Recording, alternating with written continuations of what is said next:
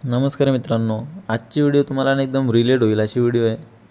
कमी ना केल्यात माझ्या लाईफमध्ये काहीतरी चुकी अशा ना कमी चुकीच्या माणसांकडे माझा चांगला टाईम देत राहिलो आणि त्यांना समजवण्याच्या आणि त्यांना सुधारण्याच्या मागं लागलो मी. मग ती कोण पण असतील, आता ते कोण माझ्या फॅमिलीमधले असतील, मित्रमैत्रिणी असतील किंवा कोण पण XYZ असतील. मी माझा फालतूचा टाईम त्यांच्या मागं घालवला, त्यांना सुधारण्याच्या मागं, त्यांना समजवण्याच्या मागं, आणि शेवटी चुकीचा कोण तर मीच ठरलो. मी आहेत माझ्या जोडीला आणखी काही लोक, चुकीची तीच ठरली. कसं असतं माहिती आहे का, तुम्ही ना तुमच्या लाईफचा कुठंतरी एक पार्ट बनवलेला आहे. त्या लोकांना तुम्ही सुधारण्याच्या मागं लागता, त्यांना समजवण्याच्या मागं लागता, पण ती लोकांना न समजताना ती तुम्हाला उलट्यात काढतात आणि लोकांच्या समोर ना तुमची नाचक्की करतात एकदम. पण आता काय बोलणार, आपलंच होठ आणि आपलंच दात, सगळं आपलंच आहे ना. कोणाला काय बोलू शकतो नाही, कुठं शेअर करू शकत नाही काय, कारण ते आपल्या पर्सनल गोष्टी येतात ना. त्यांचा असा गावभर गोंगाट नाही करू शकत आपण. जाऊ दे, तुम्हाला मी एवढं सांगतो फक्त आता का बाई, तुमचा जो टाईम असेल ना तो तुमच्यासाठी, स्वतःसाठी चांगल्या गोष्टीत लावा. दुसऱ्याला सुधारण्याच्या आणि दुसऱ्याला समजवण्याच्या मागं किंवा घरच्यांसाठी तो टाईम देण्याच्या मागं लागू नका.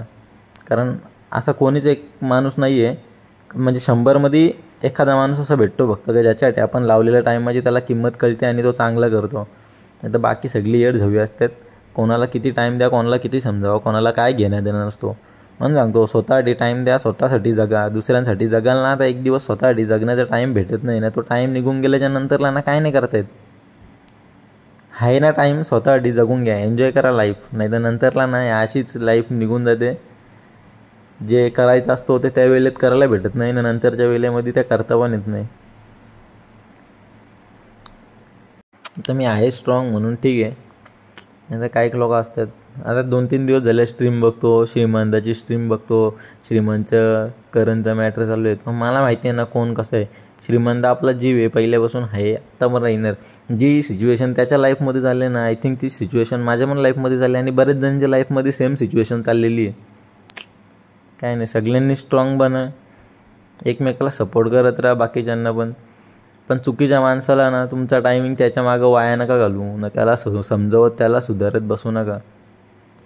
एन्जॉय करा. चला, भेटू आपण पुढच्या व्हिडिओमध्ये. असाच प्रेम राहू द्या. काही लोक आहेत ज्यांचं प्रेम एवढा चांगलं आहे का ते जवळचे मित्र असून ना त्यांनी स्टार्टिंगच्या टायमामध्ये मला सबस्क्राईब केला आणि आता माझे सबस्क्रायबर वाढत चालले आहेत दिवसेंदिवस. तर त्यांना काहीतरी वाटत असेल, ते मला माझ्या लिस्टमध्ये दिसून येते. ते त्यांना समजत असेल नसेल काय माहीत नाही. त्यांना वाटत असेल का अनसबस्क्राईब केला तरी समजत नाही. ते मला समजतो, बाई जाऊ दे, त्याला बघायचं, त्याने कायम सबस्क्राईब करून ठेवा. जे नवीन येतील त्यांनी सबस्क्राईब करत राहा. अशीच आपली फॅमिली मोठी होत राहील आणि सगळ्यांना सपोर्ट मी पण देत राहील. जसं मी पुढं जाईन तसं तुम्हाला पण घेऊन जाईन.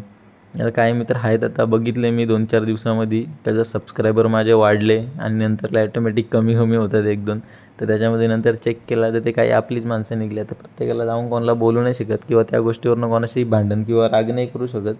ज्याची त्याची मर्जी. ज्याला कोणाला बघायचा असतो, कोणाला नाही सपोर्ट करायचा, कोण चांगला बघतो, कोण वाईट बघतो, ज्याचे त्याचे कर्म ज्याचे त्याच्याजवळ. बाकीचे लोक करतात ना सपोर्ट, तुम्ही करता. तुमच्यासाठी मी आहे, माझ्यासाठी तुम्ही आहेत, बस झाला. सगळ्यांची गरज आपल्याला लागतेच असं नाही. जो आपल्यासाठी आपण त्याच्यासाठी.